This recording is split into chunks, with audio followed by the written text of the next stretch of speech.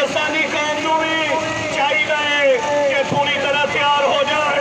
अज गजा का मसला है, कल को किसी होर मुल्क का मसला बनेगा कि ग्रेटर इसराइल के अंदर सऊदी अरब भी शामिल है, शाम से मिस्र भी शामिल है। उन्होंने हुक्मरानों को गैरत का मुजाहरा करके अज फलस्तीनियों नाल खड़ा होना चाहिए है कि अज जो खड़े ना होए तो कल उन्होंने वारी भी आनी है। खुदारा होश नखल लो और बेबस लाचार फलस्तीनियों की मदद वास्ते निकलो। थानू लाशें किवें सौन देंदे ने, और बच्चों दी कटियां फटियां लाशां और खवातीन के कटे पिटे जिसम किस तरह थानू के हल्के हो जा बोझल। तो इस वक्त हालात आपके सामने हैं कि फ़लस्तीन के बूढ़े बच्चे खवातीन को किस तरह शहीद किया जा रहा है। लेकिन मैं समझता हूँ कि हम मरे हुए हैं, हम खामोश हैं कि हमारे बहन भाइयों को शहीद किया जा रहा है, और उम्मत मुसलमान के 57 ममालिक के हुक्मरान इस तरह खामोश है जैसे ये खुद अमरीकी एजेंट है। कोई इसकी मज़ामत करने के लिए तैयार नहीं है। अभी जिस तरह कहा कि हमारे फौजे इसीलिए हम पेट काट के उनको टैक्स देते हैं कि वो उम्मत मुसलमान का दफा करें, लेकिन ये करने के लिए तैयार नहीं है। लेकिन इंशाअल्लाह अगर पाकिस्तानी आवाम इसी तरह जागेगी तो ये करने पे मजबूर भी होंगे। हम इनका बाइकाट करें इसराइल की चीज़ों का। और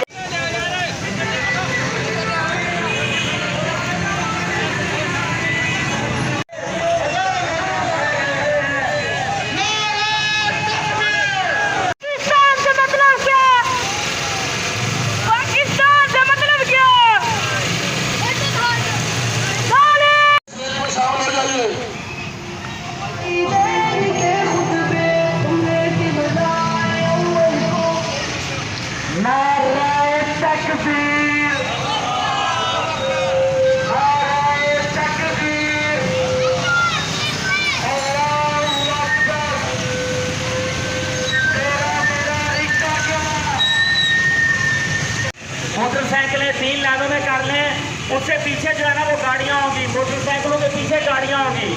मोटरसाइकिल 3 लाइनों में कर लें।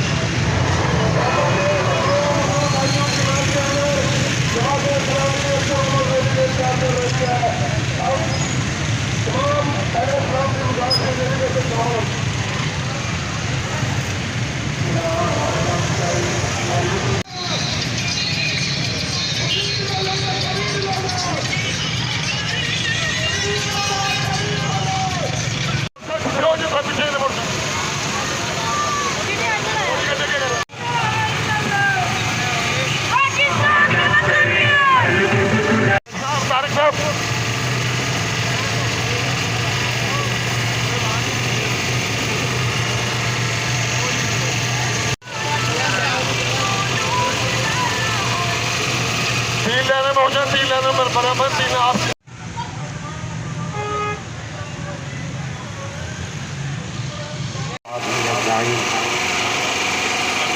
या अल्लाह उनकी मदद फरमा, या अल्लाह उनकी मदद फरमा।